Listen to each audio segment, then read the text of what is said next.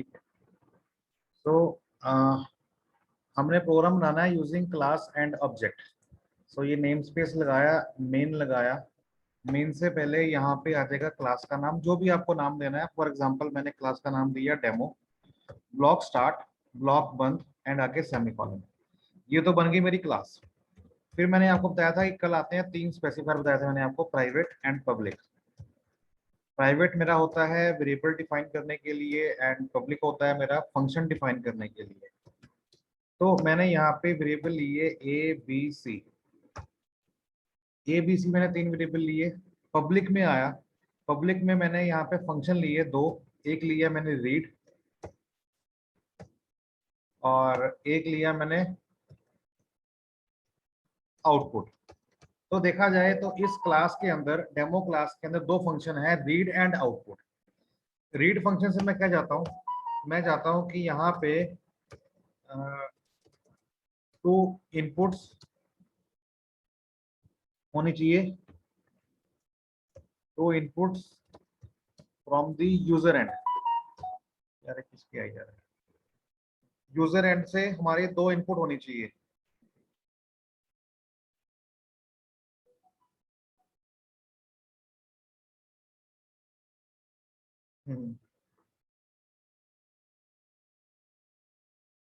एक मिनट जरा,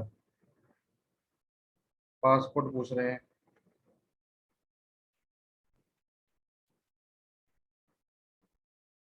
तो ये लिया मैं read 2 input from the user and. तो रीड फंक्शन क्या करेगा, 2 इनपुट्स यूजर से रीड करवाएगा। तो मैंने यहाँ पे पहले प्रॉम्प्ट किया ताकि यूजर को पता लगे कि क्या है। तो मैंने यहाँ पे लिखा एंटर द वैल्यू ऑफ ए, ये बंद हुआ, एंड सी इन। सी इन होता है आपका इनपुट करवाने के लिए, ठीक है। Cin is use to input value from the scanf होता है अपना यूजर। में। हाँ, जैसे स्कैनएफ होता है वैसे आपका सी इन आ जाएगा। भैया फिर इसमें मैंने, एंड लाइन लगाने की जरूरत नहीं सी आउट के बाद? नहीं, क्योंकि हम यहाँ पे जब एंटर करेंगे ए कुछ भी टाइप करेंगे, जब एंटर करेंगे तो नीचे बाय डिफॉल्ट आ ही जाएगा ना वो, तो जी इसलिए जी जरूरत जी नहीं जी। है। Enter value of B, and ये मैंने स्कैन करवा दिया बी में, दैट्स इट। सो देखा जाए तो ये रीड फंक्शन है, सिंपल मेरे से 2 वैल्यू को इनपुट करवाएगा और कुछ भी नहीं करेगा। फिर मैंने कोडिंग करनी है आउटपुट की। तो ये क्या करे, ये प्रिंट करवाए क्या कि वैल्यू जो है हमारी ए की वो क्या हो, वैल्यू ऑफ ए इज, वो प्रिंट कर दे ए को। इसके बाद आ जाएगा एंड लाइन, और उसके बाद फिर प्रिंट करे value of B is, B print करवाया एंड एंड लाइन, कर्सर नीचे आ गया। सो यहाँ पे 2 फंक्शन है, रीड एंड आउटपुट।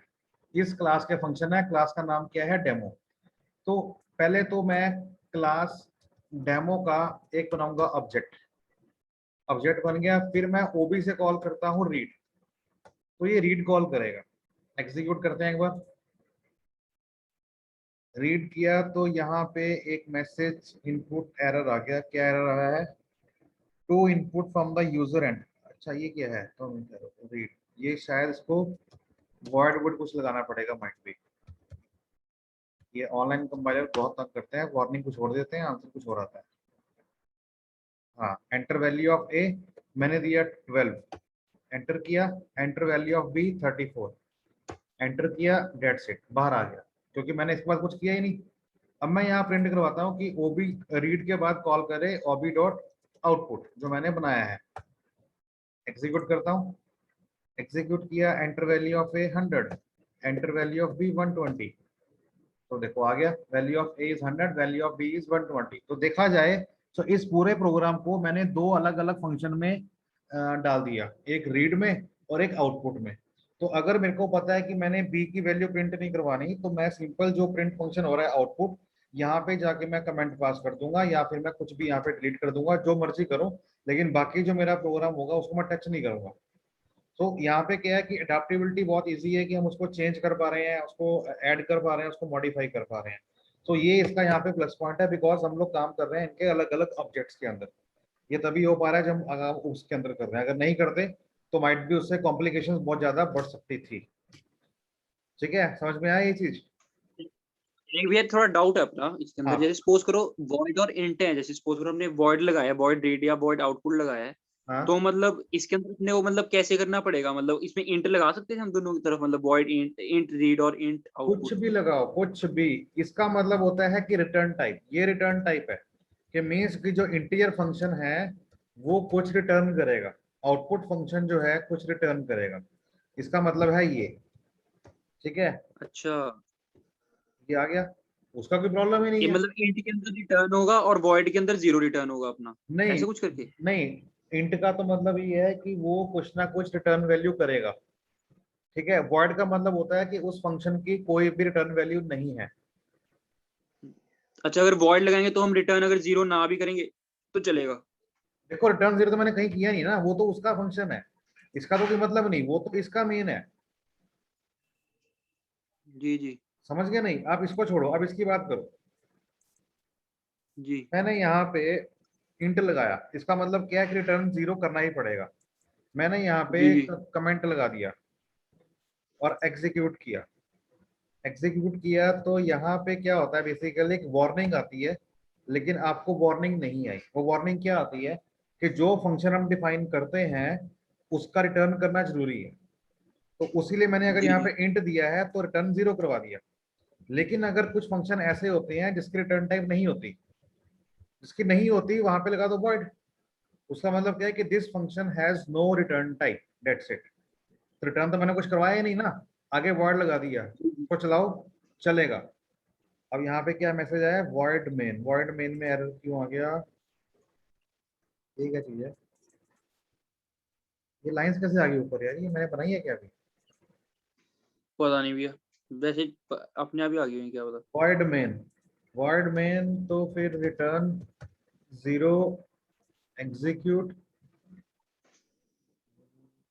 नहीं, void main में ये नहीं चल रहा, क्योंकि हमारा मेन फंक्शन है तो इसकी रिटर्न टाइप इंटीजर ही आएगी।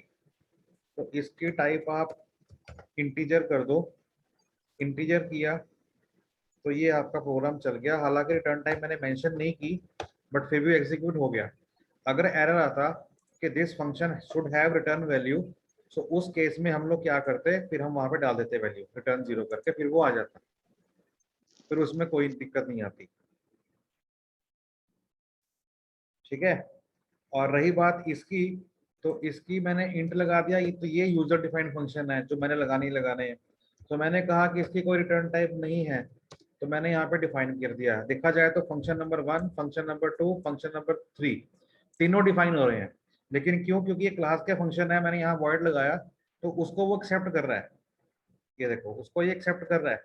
लेकिन जब मैंने मेन पे लगाया था वर्ड तो उसने एक्सेप्ट नहीं किया, तो वहां पे फिर वो इंट ही आएगा। इसका प्रोग्राम से कोई मतलब नहीं है। इसका मतलब इतना ही है कि this function should have return value.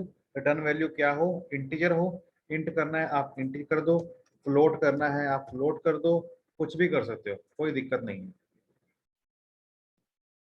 Float में प्रॉब्लम है, लेकिन आप टर्बो में काम करेंगे, टर्बो में कोई दिक्कत नहीं आएगी, क्योंकि ये डिपेंड करता है कंपाइलर टू कंपाइलर। तो ये वर्ड को भी नहीं ले रहा, ये वर्ड का भी एरर दे रहा था। अब देखो मैंने कुछ लगाया ही नहीं, ना मैंने वर्ड लगाया ना मैंने वो लगाया, अब ये चल गया। तो ये ऑनलाइन कंपाइलर्स में कुछ ग्लिचेस हैं अलग अलग साइट्स के ऊपर। सो बेसिक कंसेप्ट यही होता है कि हमें क्या करना है कि वहां पे रिटर्न टाइप लगानी है जहाँ पे वो हमसे मांगता है, अदरवाइज कोई जरूरत नहीं है।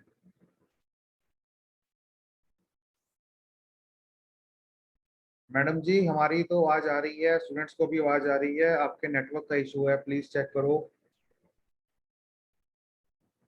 वॉइस नहीं आने का तो मतलब ही नहीं होता, देखो मेरे से तो क्वेश्चनिंग भी स्टूडेंट्स कर रहे हैं।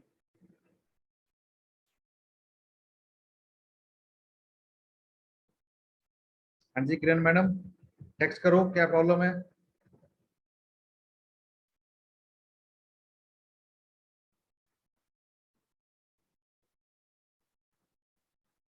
हेलो। हाँ जी भैया।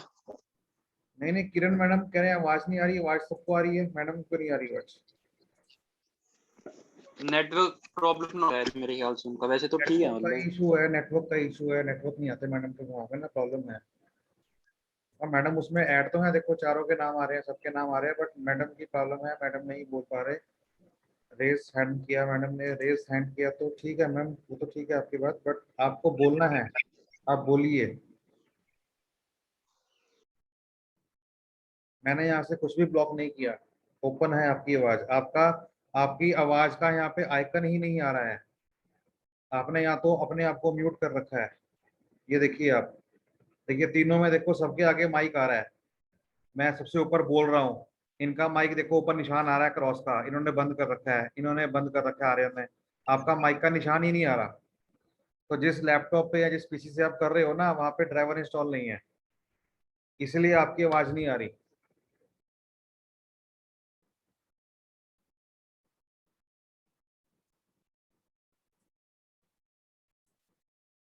तो हम लोग फिर यहाँ पे थे, चलिए अब आगे करते हैं। ये समझ में आया आपको, उसमें कोई डाउट तो नहीं है आपको? नहीं भैया। ठीक है। अब मैं बात करता हूँ कि मेरे को पैरामीटर्स एंटर करने हैं, मतलब मुझे आर्गुमेंट्स को पास करना है। इसको मैं पहले काम करता हूँ, मैं इसको पहले सेव कर देता हूँ सो डैट कि ये वाली फाइल जो है आपकी प्रोग्राम के अंदर दिखते है।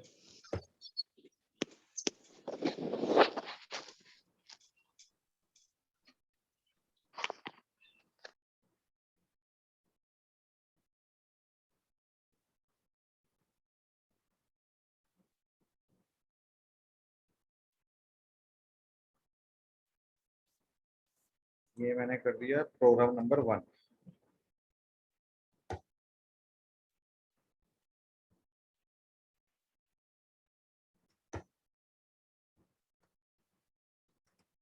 फिर चलते हैं आगे। अब हम लोग कैसे आर्गुमेंट कैसे पास करेंगे, क्योंकि मैंने देखो यहाँ पे कहीं भी ए बी का यूज नहीं किया, बिकॉज जो ए बी का यूज किया है मैंने वो यहाँ पे एंटर किया है इस फंक्शन के अंदर। तो जब फंक्शन कॉल करेंगे तब वो चले, लेकिन अब मैं चाहता हूँ कि जो ये इनपुट है, ये इनपुट नीचे से आए।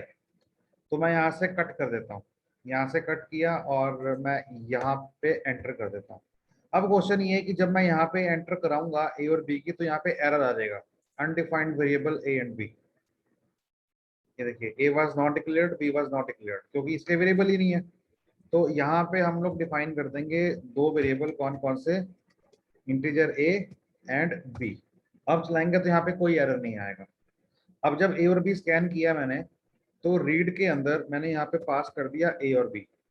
अब ए और बी पास किया तो इस सिस्टम को हम बोलते हैं कॉल बाय वैल्यू। ये कंसेप्ट आपका आ गया कॉल बाय वैल्यू का। अब कॉल बाय वैल्यू कंसेप्ट आया, तो जब ये फंक्शन कॉल होगा ए और बी का, तो देखेगा रीड कहाँ डिफाइंड है, रीड यहाँ डिफाइंड है, तो ये ए और बी की वैल्यू पास यहाँ करेगा। अब यहाँ पे पैरामीटर नहीं है कोई हमारे पास, तो मैं यहाँ पे करूंगा integer X comma integer Y, कुछ भी कर लो यहाँ पे, चाहे एक भी क्यों ना कर लो। अगर आप यहाँ पे ए और बी भी करेंगे तब भी कोई दिक्कत नहीं है, क्योंकि ये जो ए और बी है ये इस मेन का लोकल है, ये ए और बी जो है ये इस क्लास का लोकल है। ठीक उसी तरह अगर आर्यन कालका में रहता है तो आर्यन कहीं और भी रहता हो सकता है, लेकिन वो बात अलग है कि वो आर्यन आप नहीं हो कोई और है, लेकिन नाम सेम हो सकता है। ठीक है, तो वही चीज यहाँ पर है कि वेरिएबल्स जो है अलग अलग हो सकते हैं। हाँ, अगर मैं इसी के अंदर ए और बी दोबारा करूंगा तो वो डुप्लीकेट आ जाएगा और एरर आ जाएगा कि ऑलरेडी डिफाइंड। यही काम अगर मैं यहाँ पे करूंगा तब भी वही मैसेज आएगा। लेकिन ये ए बी जो है ये इसका मेन का है और वो ए बी जो है आपके रीड का है, तो कोई एरर नहीं आएगा, बिकॉज दोनों के लिए वो अलग अलग काम करेंगे। तो अब हुआ क्या, इससे जब ये कॉल करेगा तो ए की वैल्यू पास हो जाएगी एक्स में, बी की वैल्यू पास हो जाएगी वाई में। अब जब ये पास हो गई तो मैंने यहाँ पे क्या पास कर दिया, मैंने कर दिया कि ए इज इक्वल टू एक्स की जो एक्स की वैल्यू है वो आ जाए ए में, और जो वाई की वैल्यू है वो आ जाए बी में। तो वाई की वैल्यू जो है बी में आ जाएगी। अब आउटपुट करेंगे तो ए और बी को प्रिंट हो गया। तो चला के देखो, प्रोग्राम जैसे पहले काम कर रहा था वैसे ही काम करेगा। मैंने दिया ए की वैल्यू 120 एंड बी की दी मैंने 140, एंटर किया, देखिए value of A 120, value of B 140। Means कुछ भी डिफरेंस नहीं है, प्रोग्राम वही एज इट इज है, सिर्फ इतना ही है कि मैंने यहाँ से वैल्यू जो है नीचे स्कैन करवाई है, फंक्शन में पास करवाई है, फंक्शन जब पास हुआ तो वैल्यू ऊपर चली गई, यहाँ से मैंने इसको यूज किया। अब चाहे प्रिंट आप यहाँ पे सीधा करवा दो इसके अंदर, कोई दिक्कत नहीं है। हाँ, लेकिन अगर आप यहाँ पे एक्स और वाई करेंगे तो वहां पे एरर आ जाएगा। क्यों? क्योंकि एक्स और वाई इसका तो कोई फंक्शन ही नहीं है ना, इसका कोई वेरिएबल ही नहीं है। ये एक्स वाई करते हैं। फॉर एग्जांपल मान लो कि मैंने यहाँ पे एक्स कर दिया 1 मिनट के लिए और यहाँ पे वाई कर दिया, और यहाँ भी मैं कर देता हूँ कि ए की वैल्यू एक्स आ गई है और बी की वैल्यू वाई आ गई है। अब होगा क्या, देखने वाली बात ये है कि जब मैंने 2 नंबर स्कैन कराए ए और बी, तो रीड फंक्शन कॉल किया, ए और बी पास कर दिया। ऐसे रीड कॉल हुआ तो ए की वैल्यू एक्स में आ गई, बी की वैल्यू वाई में आ गई। ठीक हो गया। फिर ये आंसर एक्स और वाई की वैल्यू जो है वो ए और बी में आ गई। That's it. ओके। फिर जब मैं यहाँ वापिस आया, मैंने आउटपुट को कॉल किया। आउटपुट में कॉल कर रहा है वैल्यू ऑफ एक्स, यहाँ तक तो ठीक है। लेकिन x की वैल्यू क्या है? अब x यहाँ पे डिफाइंड ही नहीं है, क्योंकि ये जो x है ये तो इस ग्रेड का लोकल हो गया ना। तो ये फंक्शन जो है इसके लोकल को छेड़ नहीं सकता, ना ये वाला फंक्शन जो है इस लोकल को छेड़ सकता है। ये दोनों जो है ये छेड़ पाएंगे उन वेरिएबल्स को जो कि प्राइवेट में डिफाइंड है, जो सभी के लिए कॉमन है। तो यहाँ पे एरर आने वाला है, चेक करते हैं। एग्जीक्यूट किया, ये देखिए मैसेज आ गया क्या, x was not declared in this scope, y was not declared in this scope, क्योंकि x और y जो है हमारे स्कोप में डिक्लेयर्ड ही नहीं है। ठीक है। अगर यही चीज मान लो मैं यहाँ पे कमेंट दे देता हूं और यही चीज जो है मैं यहाँ से कट करके ऊपर ले जाता हूँ, अब कोई एरर नहीं आएगा। क्यों? क्योंकि जब मैंने यहाँ से ए और बी पास किया तो ए और बी हमारा चला गया एक्स और वाई में। जब एक्स और वाई में चला गया तो अब मैंने पहले क्या किया था, एक्स को मैंने ए में ट्रांसफर किया था, वाई को बी में किया था।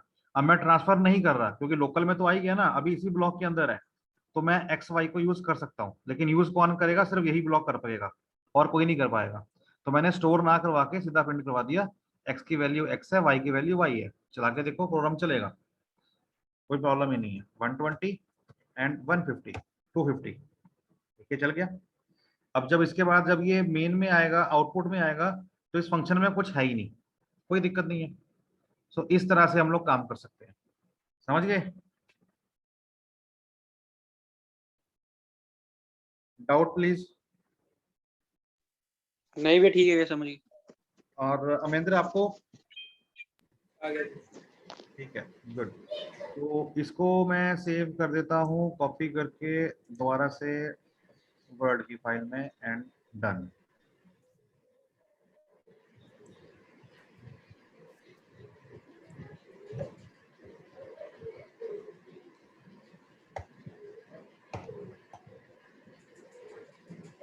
तो अभी आगे मैडम आए कि नहीं आए? अभी मैडम की आवाज आ रही है?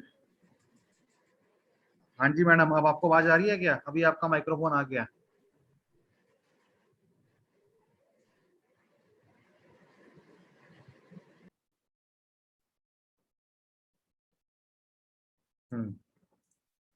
तो नेक्स्ट प्रोग्राम हम लोग करते हैं कि अब मुझे क्या करना है।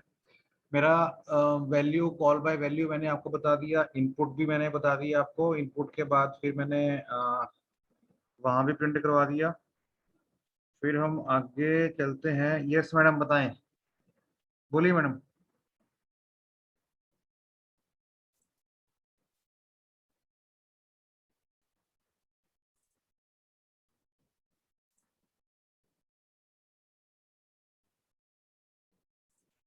मैडम यहाँ पे हाथ रेज नहीं करना, यहाँ पे कोई मतलब नहीं है, यहाँ पे आप बोल सकते हो। माइक को म्यूट मत, अनम्यूट करो और बोलो क्या बोलना है।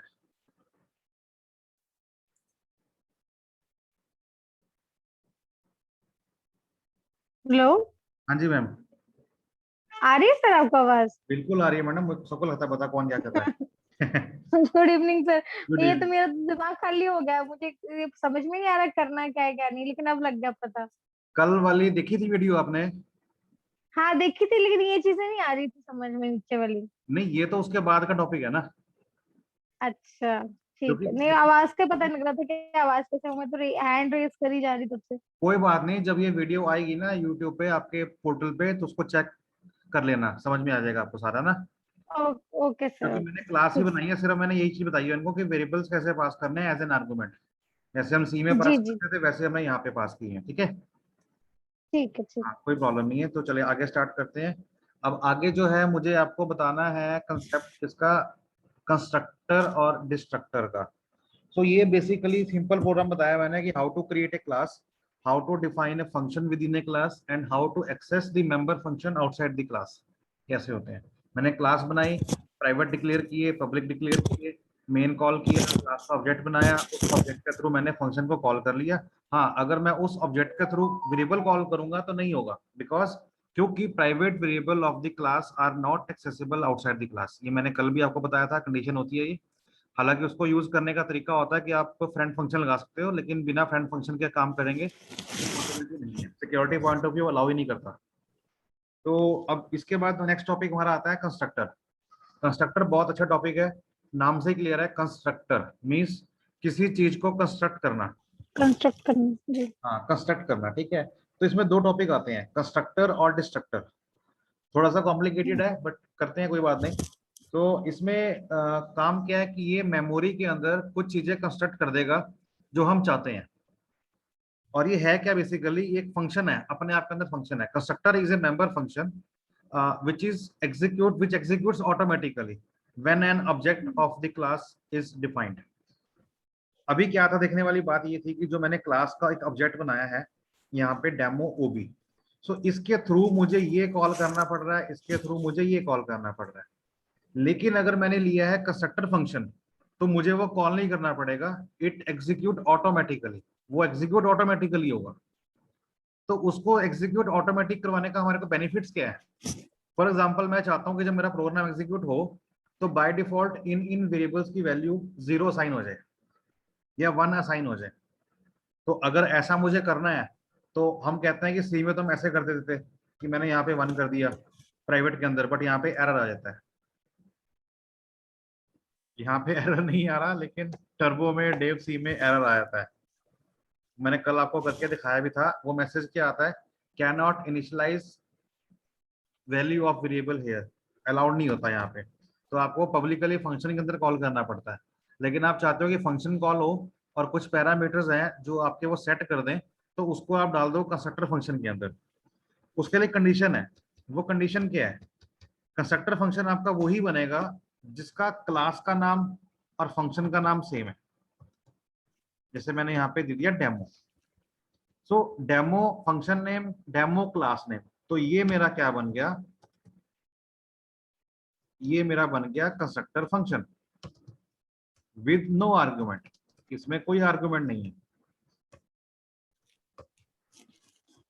अब होगा क्या, इसमें प्रिंट क्या करवाना है आपको, कुछ भी करवाना है। आपने कहा a is equal to b is equal to c is equal to 420। मतलब a b की वैल्यू आपकी असाइन कर दी 420, और यहाँ पे आपने प्रिंट करवा दिया क्या, प्रिंट करवा दिया कि a, यहाँ पे आ गया a, b, यहाँ पे b, c, यहाँ पे c एंड एंड लाइन। तो जब मैं डेमो को, देखो मैंने डेमो कहीं कॉल नहीं किया, कहीं भी कॉल नहीं किया मैंने, बस मैंने जैसे ही ऑब्जेक्ट बनाया। अब होगा क्या, as soon as object is created, constructor function will execute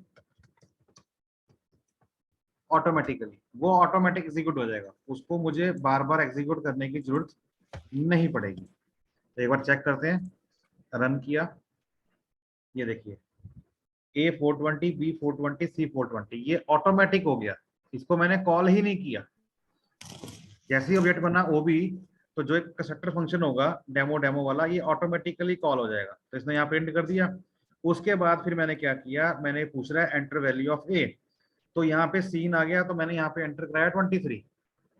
फिर एंटर किया तो ये पूछ रहा है, इस लाइन में आ गया एंटर वैल्यू ऑफ B, फिर मैंने दिया 24, एंटर। फिर इसने कॉल किया OB.read और पास कर दिया A और B को। तो जब जैसे रीड कॉल किया तो A की वैल्यू 23 x में आ गई और B की 24 y में आ गई। प्रिंट किया value of x is x, x की वैल्यू क्या आ गई 23 एंड y की वैल्यू क्या आ गई 24। फिर जब यहाँ से बाहर आया तो आउटपुट देखा, आउटपुट को कॉल किया। जब आउटपुट को कॉल किया तो यहाँ पे कुछ भी नहीं है, एम्प्टी है। फिर जब यहाँ से बाहर आया और बाहर आया, खत्म हो गया प्रोग्राम। सो ये हमारा होता है कंस्ट्रक्टर। सो बेसिकली क्या है कि इसने मेमोरी में कंस्ट्रक्ट कर दिया ऑटोमेटिकली, जो कि मैंने नहीं किया। फिर इसी का उल्टा फंक्शन आता है डिस्ट्रक्टर। जिस तरह से हमने ऑटोमेटिकली मेमोरी में कंस्ट्रक्ट किया है यूजिंग कंस्ट्रक्टर, इसी तरह से हम लोग मेमोरी को डिस्ट्रक्ट करेंगे यूजिंग डिस्ट्रक्टर फंक्शन। उसमें भी सेम होता है कि जो क्लास का नाम है वो फंक्शन का नाम सेम होता है। तो आप चाहे यहाँ डिफाइन कर दो चाहे वहां कर दो, कोई दिक्कत नहीं है। अब अगर मैं यहाँ पे डेमो करूंगा और ये करूंगा तो ये हो जाएगा आपका कंस्ट्रक्टर, ये भी और ये भी। यहाँ पे एरर आ जाएगा, क्यों? क्योंकि कंस्ट्रक्टर आपका ओवरराइट नहीं होता, मीन्स ओवरलोड नहीं होता। ओवरलोड मीन्स कि मोर देन वन कॉपी नहीं बनती, जो चीज पहले से बन चुकी है उसकी एक कॉपी दोबारा से नहीं बनेगी। It can not be overloaded. So मेरा काम तो यहाँ पे है ही नहीं बताना, मेरा काम तो है डिस्ट्रक्टर फंक्शन बताना। तो डिस्ट्रक्टर अगर लगाना है आपको तो यहाँ पे आता है सिंबल टिल्ड साइन। शिफ्ट के साथ दबाएंगे, जो आपका न्यूमेरिक 1 है टॉप पे, ठीक है, क्यू के ऊपर, टैब के ऊपर, टैब के ऊपर की होगी आपकी ये वाली, इसको हम बोलते हैं टिल्ड साइन, TILDE। ये टिल्ड सिंबल होता है, ये हमें लगाना होता है, ठीक है, prefix with the name of function name. So इसको हम बोलते हैं, ये लगाने से क्या होगा, जो भी आपने कंस्ट्रक्ट किया है जिस नाम से, वो उसको मेमोरी में डिस्ट्रक्ट कर देगा, ठीक है। तो ये आपका डिस्ट्रक्टर हो गया। अब इसको मैं चलाता हूँ, रन किया, मैंने यहाँ पे दिया 12, फिर मैंने दिया 13, एंटर किया, तो कंस्ट्रक्ट होके वैल्यू प्रिंट आ गई। अब मेमोरी से साफ हुआ कि नहीं हुआ मुझे नहीं पता, मुझे नहीं पता। तो मैं क्या करता हूँ, मैं इसको यहाँ पे प्रिंट करवा देता हूँ।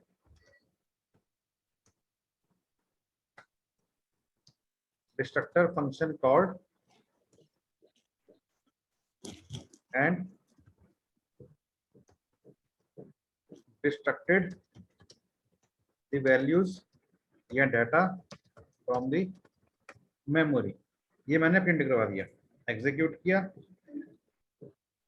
अब यहाँ पे क्या एरर आया, 10 मिनट रहे खत्म होने में। यहाँ पे मैंने सेमीकोलन नहीं लगाया, सेमीकोलन लगाया, एग्जीक्यूट, ठीक है। मैंने यहाँ पे दिया 100, फिर दिया मैंने 120। तो ये तो आपका कंस्ट्रक्टर से आ गया, ये वाली वैल्यू, ये कॉल करने से आ गया, एंटर किया, ये आपका आउटपुट से आ गया। और जब बाद में डिस्ट्रक्ट हुआ ये वाला फंक्शन, तो मैंने ये भी कॉल नहीं किया, तो ये भी कॉल आपको ऑटोमेटिकली हो जाएगा। तो इसमें कॉल होने के बाद क्या लिखा है, destructor function called and this, और ये हमारा यहाँ पे प्रिंट हो गया। तो डिस्ट्रक्टर आपका तभी काम करेगा जब इसने कुछ कंस्ट्रक्ट किया होगा। अगर कुछ कंस्ट्रक्ट ही नहीं किया और आप डिस्ट्रक्ट कर रहे हैं तो वहां पे एरर आ जाएगा। सो मेमोरी के एलिमेंट्स को रिलीज करने के लिए होता है फंक्शन डिस्ट्रक्टर फंक्शन। बाकी इसके आगे फर्दर टाइप्स होती है। अगर मैं बात करूँ कॉपी कंस्ट्रक्टर की, डायनेमिक कंस्ट्रक्टर की, कंस्ट्रक्टर विद पैरामीटर्स की, तो वो इसमें 3 टाइप्स होती हैं। तो वो मैं डिस्कस कल करूंगा, अभी नहीं करूंगा, ज्यादा हो जाएगा। तो ये आपका टॉपिक है कंस्ट्रक्टर डिस्ट्रक्टर। यहाँ तक कोई डाउट? एक बार भैया आउटपुट वाला ऊपर करना, आउटपुट वाला एक बार ऊपर करना, उसमें ABC आ रहे हैं। ये वाला आउटपुट जिसमें अपने आउटपुट एंटर वैल्यू ऑफ ए वगैरह करके आ रहा है जिसमें, देखो। अच्छा, इसमें भी ये पूछना था मैंने कि डिस्ट्रक्टर का मतलब जैसे हमने वो कंस्ट्रक्ट किया मतलब है ना, हाँ। ABC करके ये, तो हाँ। डिस्ट्रक्टर का तो मतलब देखो इतना कोई मतलब क्या मतलब फायदा है, मतलब थोड़ा सा देखो उसका फायदा क्या है, जिस सीढ़ी से चढ़ के आप छत पे गए हो वापस भी उसी से ही आओगे, है ना। वही कंसेप्ट यहाँ है जी। कि जिस तरह से आपने अपने काम को इजी करने के लिए कंस्ट्रक्टर को यूज किया है, तो उसने मेमोरी में कंस्ट्रक्ट तो कर दिया, तो डिस्ट्रक्ट कौन करेगा? तो उसके लिए अच्छा फंक्शन ताकि बनाना डिस्ट्रक्टर का, ठीक है ना। तो अगर आपने कंस्ट्रक्ट किया है तो डिस्ट्रक्ट भी तो करेंगे बाद में। तो नहीं करेंगे तो क्या होगा कि जो आपने कंस्ट्रक्ट कर रखा है वो मेमोरी में कहीं ना कहीं पड़ा रहेगा, वो स्पेस वो खाली नहीं करेगा। अच्छा तो अगर वो स्पेस खाली नहीं करेगा तो फिर मेमोरी एफिशिएंट नहीं बनेगा प्रोग्राम हमारा। तो जितनी बार प्रोग्राम चलेगा जी। उतनी बार वो स्पेस ऑक्यूपाई करता जाएगा, करता जाएगा, करता जाएगा, करता जाएगा। सो हमारा काम क्या है, कंस्ट्रक्ट किया, डिस्ट्रक्ट किया साथ साथ में, जी। ठीक है। और बताएं? बस भैया यही था वैसे तो। ओके, हाँ जी अमेंद्र, आपको कोई प्रॉब्लम इसमें या कल वाले में? भैया हो कोई नहीं है तो हाँ जी किरण मैडम, आप बताएं आप क्या प्रॉब्लम है, आपको सॉल्व करते हैं। बस सर फिलहाल तो कोई दिक्कत नहीं है। चलो चलो ठीक है। तो इसका इसका बताओ कहाँ आएगा, आप बताता हूँ आपको एक लिंक में। जब आप अपने बैच में जाओगे 17 PM वाले बैच में जाएंगे तो यहाँ पे जी। आपको जाना है वीडियोस के अंदर। अब जब वीडियो में जाएंगे ना तो ये कल वाली देखो वीडियो पड़ी हुई है, ये वाली। हाँ इसी तरह ठीक है। आज का फोल्डर 26 तारीख का बन जाएगा तो उसमें आज वाली वीडियो आ जाएगी। तो आपको वीडियो कैटेगरी में जाना जी। है, ठीक है। अब अब इसमें पीडीएफ नहीं आएंगे ना सर? नहीं, पीडीएफ आपको मिलेगी फिर वो स्टडी मटेरियल में, उसका फोल्डर भी यहाँ बन जाएगा। वीडियो आपको यहाँ आएंगी, स्टडी मटेरियल में आपको हाँ पीडीएफ, हाँ इसकी पीडीएफ भी आ जाएगी जी आपको, जी जी ठीक है। तो इसको आप तो कर लेना, ठीक। कोई डाउट हो तो मुझसे व्हाट्सएप कर लेना, फिर हम कल डिस्कस करते हैं। राइट जी, जी चलिए जी ठीक सर। है, okay bye, take care. Thank you okay, sir. Good evening. Okay bye, good evening.